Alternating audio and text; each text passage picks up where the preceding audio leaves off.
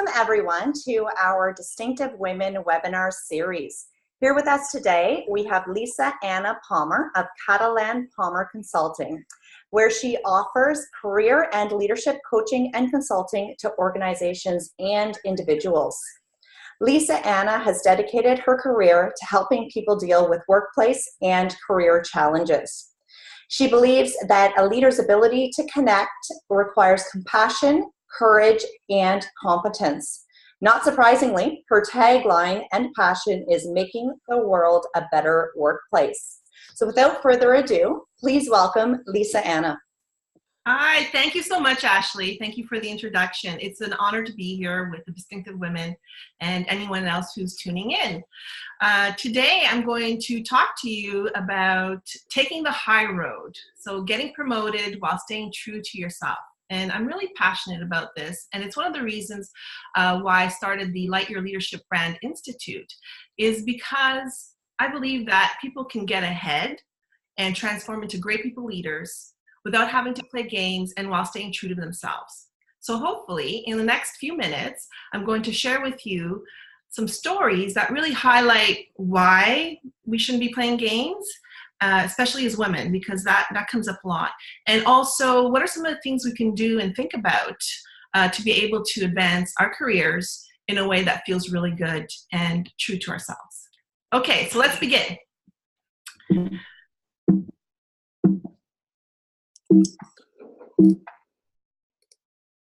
Okay, so this webinar is for you if you are a high performer, have integrity and care about people, hate the thought that in order to get ahead, you need to play the game, and you want to succeed in a way that feels really good and true to you. Before we begin and dive in, let's talk about some myths that are circling around in people's minds right now, and perhaps some of you as well. And I know that early in my career, I had some of these ideas and thoughts as well. So, for instance, one of the myths is that I need to play the game to get ahead. Another one is, if I stay true to myself, I won't succeed. And lastly, I need to be mean to get my way at work.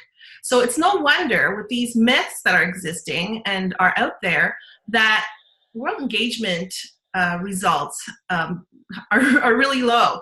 So in other words, there are about 85% of our people globally who are really not engaged at work. And by engagement, we mean that people care and are highly enthusiastic about the work that they do. That means there's only 15% of us globally that are happy at work. And I believe that a big contributing factor to this is that people think that they have to play games and be mean to get ahead. So I'll share with you the first story. We'll call the person I'm talking about Jane. Jane was one of my clients, and last year I met with her. She was an ongoing coaching client, and she was usually really bubbly and happy to be at work. And this one particular day, she looked really down and sad, and really, to a certain degree frustrated. So I asked her, I said, Jane, what's going on? What's happening in your life and today? And she said, well, earlier today, I went to my director and I asked him some advice because her director was retiring after 25 years in the workplace. And she asked him, what do I need to do to get ahead? And what he said to her was not, oh, Jane, you're brilliant, because she was brilliant, PhD candidate. She was a well-loved manager. She had 5 people reporting to her that really respected and gave all their best because of the way she was leading them. He didn't say any of that. What he said to her was this. He said, Jane, in order to get ahead, as a woman in this organization, you need to be mean.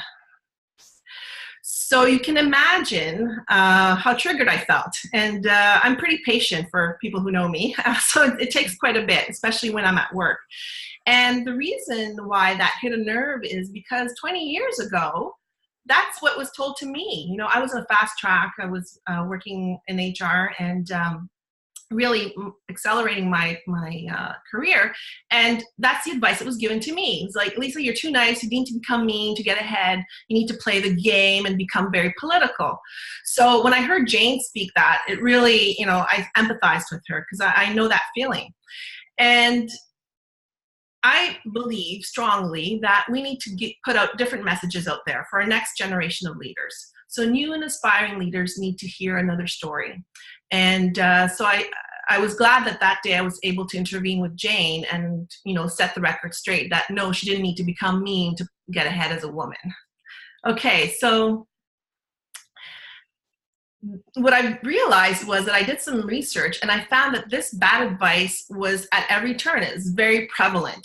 Things like you have to play the game because that is human nature, or, people, thought leaders, in fact, quoting examples and quoting Aristotle. For example, Aristotle said man is a political animal.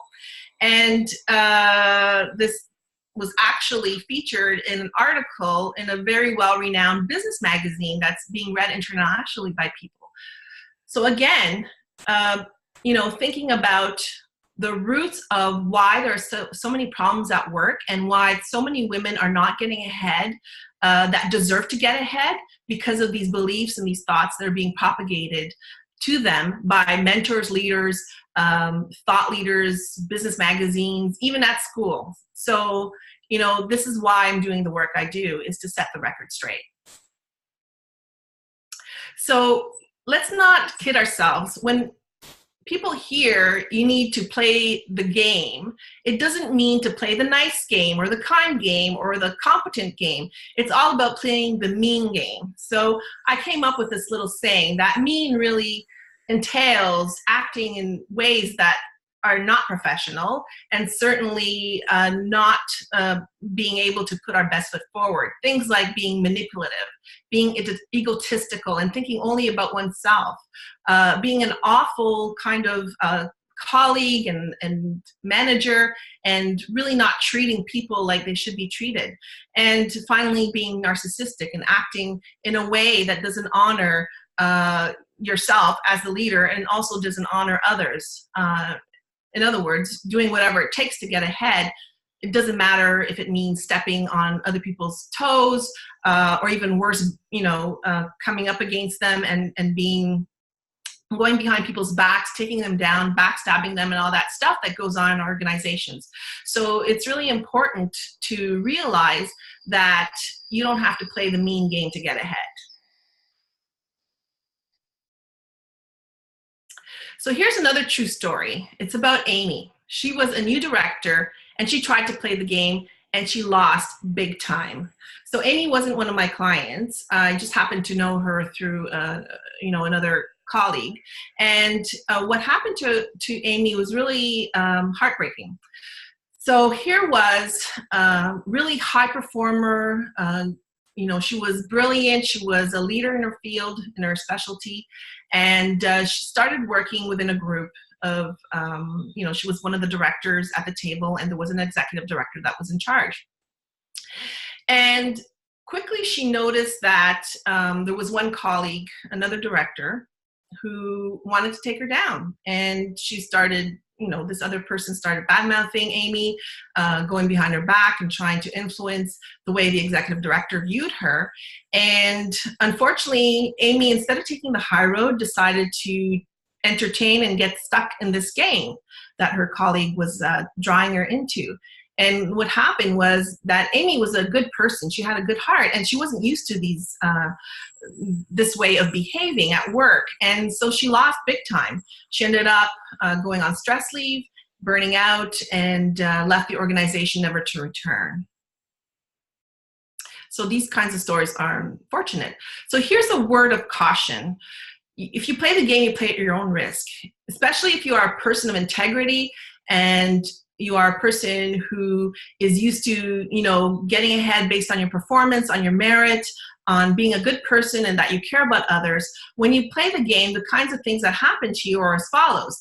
So I can't tell you how many women who would be fantastic leaders that I meet in my work that have opted out early. So in other words, rather than becoming a leader or a formal leader and advancing in their organization, they would look at what was happening in the higher echelons and say, you know what, that's not for me. I know I'm not going to get ahead, so I'm going to opt out. I'm going to become the best specialist that I can, or, the go-to person. Now, Nothing wrong with any of that. Subject matter specialists deserve every ounce of respect as any leader. However, if you are the type of person who feels like, you need to be able to contribute to get ahead as a leader, and that's your calling, opting out will certainly lead to frustrations for entire career. The other things that can happen is you get taken down because, if you're not used to playing games and all of a sudden you're drawn in, you're not going to be really good at it.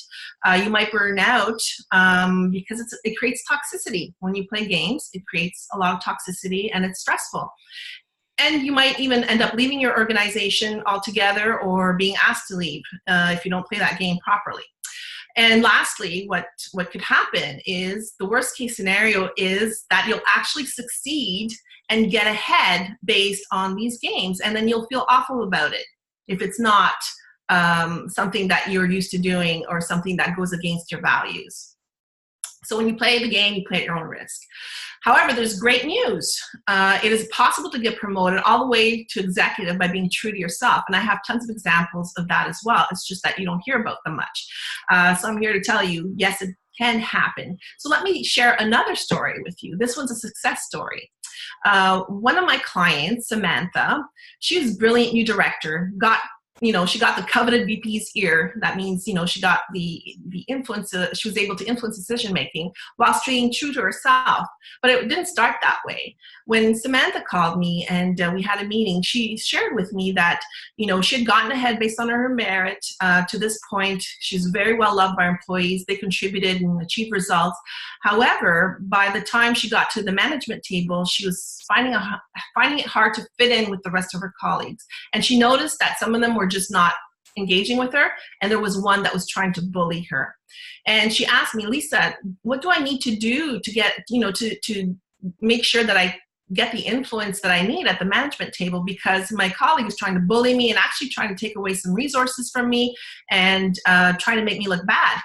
She said, do I really need to play the game? Now, keep in mind, Samantha was a person of integrity, a very good person. And I said, Samantha, please don't. Promise me you won't play the game, because you know what? Your bullying colleague, it's not that she's more intelligent than you or deserves the role more than you do, but she is someone who has played her game the entire career and she's good at it. You have morals that are going to prevent you from having to do what you need in order to win at that mean and nasty game. So what happened was that I worked with Samantha through a process to be able to help her with all the different aspects of making sure she got her personal brand, to where it should be, and she was able to communicate very well with the vice president, as well as build relationships with her colleagues and continue to light a fire in the hearts of her employees. At the end of the day, as I mentioned when I started this story, Samantha was able to gain influence. She was able to keep her resources, and her bullying colleague, in contrast, looked like a childish person who was not prepared and, throwing tantrums with the vice president.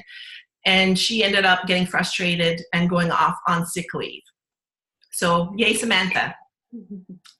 So the idea is, be true to you. Be bold, be enthusiastic, be trustworthy, respectful, uplifting, and engaging. Be true to yourself is super important as you get ahead, and others will notice, because in contrast, you're going to look like a trustworthy, integral person compared to others who are vying and trying to use different means. So light your leadership brand. And the more you invest effort and time to learn about and understand yourself and others, then the better you will become as a people leader. And you'll be able to connect authentically with others, not only your employees, but also your management team and your colleagues. With that, transform into a great people leader. Here are a couple little tips. Gain greater clarity on how you want to show up, to what degree you want to become a formal leader. Take the high road, be true to yourself, connect with others with compassion, build your own courage and your confidence as a leader, be able to be your best version of yourself, and model self-care and fun. So here are a couple of tips that you can use. Where to begin? You need to ask yourself some important questions like, what is my vision for my ideal role as a leader? That will give you more clarity. What are some areas that I need to work on to build my courage and competencies as a leader? And what is one action I can take today to continue to advance my career while taking the high road? Really important questions to ask yourself. And one way to do it is, if you want to learn how to get ahead while staying true to you, is to sign up for a complimentary one-on-one 15-minute discovery session with me by clicking on this link here, which will link you through to my scheduler, and so that you can schedule something that's mutually beneficial. So that's it for a quick little adventure into not having to play the game to get ahead. And I want to thank you all, and continue to be true to yourself. Thank you very much. Thank you so much, Lisa Anna. You were so great at explaining everything that I think we are all set with questions. But if anybody does have questions about the content that Lisa Anna has shared with us today, please reach out to me at any point. I can connect the two of you, or reach out to Lisa Anna directly. Thank you so much, Lisa, for being here with us today, and thank you to everyone for tuning in. Thank you so much, everyone, and thank you, Ashley. Have a wonderful day. Thank you.